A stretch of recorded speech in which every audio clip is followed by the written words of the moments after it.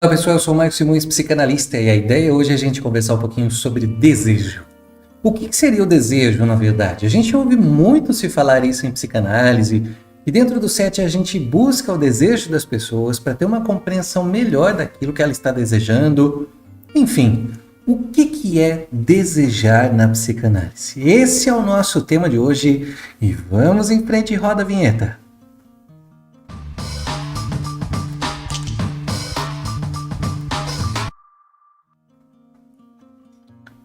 Dentro do setting analítico, nós vamos ter uma percepção sobre o que é buscar o desejo das pessoas.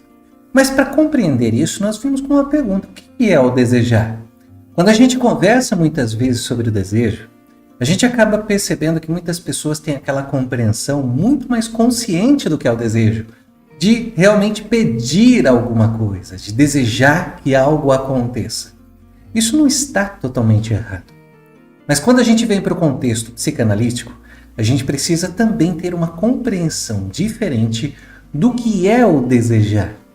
O desejo na psicanálise nós precisamos levar por dois pontos. Primeiro, compreendendo o que é o instinto. Segundo, compreendendo o que é a pulsão. O desejo, quando a gente fala de instinto, está ligado a uma necessidade. Nós necessitamos de alguma coisa.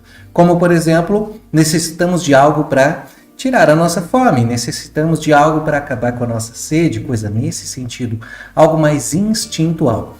Por que instintual? Porque está ligado às necessidades básicas que nós temos, a necessidade para sobrevivência, para autopreservação. Então são elementos que vão fazer com que a gente queira aquela situação. Agora nós temos outro elemento, a pulsão. O que seria a pulsão? A pulsão foram elementos agregados com o tempo, experiências que tivemos, que faz com que a gente deseje determinado objeto. Eu quero determinada coisa, determinada situação. Vamos pegar então essa percepção do que seria o desejar na clínica. Vamos imaginar uma criança que ela está com fome. E essa criança com fome vai ter uma reação dentro do seu corpo que vai gerar um movimento. E essa informação virá para o psíquico e fará com que se crie uma busca por aquilo que vai diminuir ou vai eliminar aquela tensão no corpo. Isso faz com que necessariamente a criança reaja, e essa reação é a busca por esse objeto. Mas a criança, quando ela é pequena, ela não tem essa percepção daquele objeto, como por exemplo, eu quero comer um bolo de chocolate, eu quero tomar um achocolatado, ou qualquer coisa nesse sentido, como um suco, por exemplo. A criança só recebe esse estímulo. A partir do momento que ela vai entendendo e ela precisa se movimentar também, nós começamos a compreender que quando a gente fala de desejo, é alguma coisa que nos movimenta para buscar algo que nós necessitamos. Agora, quando entra a pulsão nessa história? A pulsão entra quando nós direcionamos aquelas primeiras sensações que nós tivemos lá na infância, que supriram as nossas necessidades, que ficaram armazenadas como informações que nos manteriam vivos, nos preservariam, e nós passamos a direcionar aquela mesma sensação para novos objetos. Como, por exemplo, quando a gente fala de uma criança que ela está com fome, mas ela quer comer determinada coisa, uma sobremesa, um doce, ou então que ela está com sede, mas ela quer tomar determinada bebida, um refrigerante, um suco ou alguma coisa assim. Então nós precisamos entender que aquilo que nós compreendemos muitas vezes como desejo, não se trata especificamente dos desejos que as pessoas trazem, como querer alguma coisa.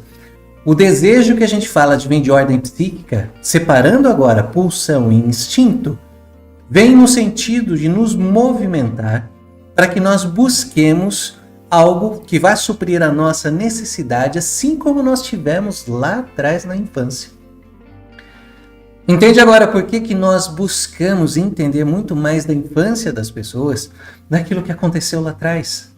Porque é a partir disso que a criança armazenou aquela informação que o adulto está trazendo agora para o set analítico. E por estar trazendo agora, ele está tendo a experiência da realidade.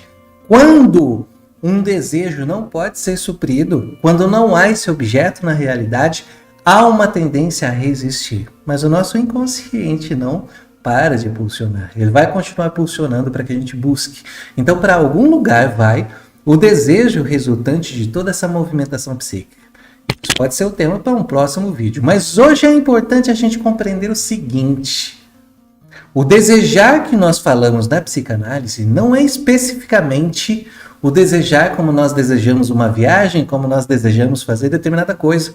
O desejar na psicanálise é muito mais profundo e está ligado qual é a necessidade primária, primeira, a nossa primazia lá de trás, que fez com que a gente se movimentasse e guardasse então essa informação.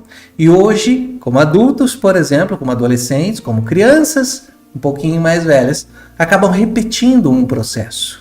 É por isso que nós precisamos buscar o desejo dentro do setting. Mas não é simplesmente aquilo que a pessoa deseja, é aquilo que ela está desejando sem entender de onde vem. Como, por exemplo, quando não gostamos de alguém, ou o contrário, quando gostamos demais de alguém. De onde está vindo isso? Uma simples expressão de uma pessoa pode fazer com que a gente tenha uma sensação boa. E isso está ligado a desejo, mas em qual sentido? Se você estiver andando pela rua, alguém vem ao seu encontro, você olha para essa pessoa, essa pessoa sorri para você, é como se fosse lá na infância, quando você, criancinha, encontrasse a sua mãe, que é o seu também objeto de desejo, e ela risse para você. Ou então encontrar pessoas rindo para você. Faz essa conexão se tornar algo de lá de trás que está se repetindo nesse momento. Então, quando nós buscamos um desejo na clínica, nós buscamos de fato entender o que aconteceu lá atrás, ou o que aconteceu anteriormente para que causasse toda essa movimentação que está acontecendo agora. O que as pessoas não percebem muitas vezes é que os seus desejos estão sendo transferidos para determinados objetos hoje em dia, os quais podem ser muito mais prejudiciais do que algo que auxilie, que seja mais alinhado com o bem-estar. É aí que nós precisamos entender melhor por que as pessoas muitas vezes acabam entrando em determinadas situações, como relacionamentos abusivos, como, por exemplo, numa alimentação que não é saudável, que não faria bem para ela, coisas desse tipo, como, por exemplo, ir para a bebida. Por que ir para a bebida? Por exemplo, esse movimento da criança de mamar no peito, de introjetar, fazia com que ela se sentisse bem lá atrás com os pais. Esse movimento trazido pela bebida pode ser a mesma sensação da criança lá atrás. Então, quando ela chorava, vinha um peito que ela, ao se alimentar, não tinha mais aquela sensação ruim. E isso pode ser transferido depois para a bebida. É claro que isso aqui é só um exemplo. Tem muitas coisas que podem acontecer. Mas o essencial desse vídeo é você entender que os desejos na clínica não são os mesmos desejos que nós vemos das pessoas falarem: eu quero isso, eu quero viajar, eu quero tal coisa. Elas podem até estar manifestando alguma coisa de lá de trás. O desejo que nós buscamos é aquilo que aconteceu, que faz com que a pessoa tome uma atitude hoje, a partir dos objetos que ela escolhe, dos objetos que causam esse estímulo e que estão na realidade. Se você curtiu esse vídeo, compartilhe com outras pessoas, deixa aqui o seu coraçãozinho, o seu like, para que nós possamos manifestar o nosso desejo de continuar aqui fazendo conteúdos para vocês também. E comente aqui, traga suas percepções sobre seus desejos, o que de fato você havia pensado sobre desejo.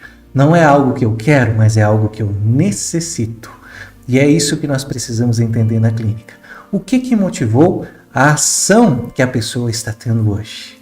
Vou ficando por aqui, nos vemos no próximo vídeo. E até mais, e vamos em frente.